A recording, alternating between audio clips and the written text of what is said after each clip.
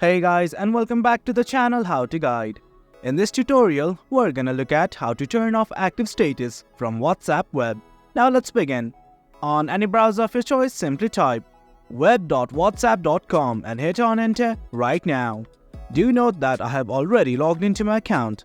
In case you have not, do log in right now. Now this right here is the web version of WhatsApp. Now what we want to do is simply turn off our active status.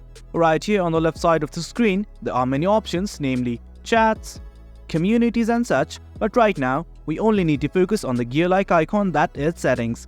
It's almost at the bottom left. Simply click on it and you will be in the settings page right here. Well, there are lots of options like accounts, privacy, chats, notifications and all, but right now we simply need to go to this privacy tab right here. Once you've clicked on it, at the very top you will see something like who can see my personal info.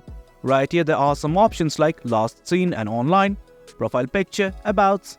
Well, here's the first option that says last seen and online. Simply click on it. Now it's giving you two options, who can see my last seen and who can see when I'm online. In the first option, who can see my last seen, simply select on the last option, that's nobody.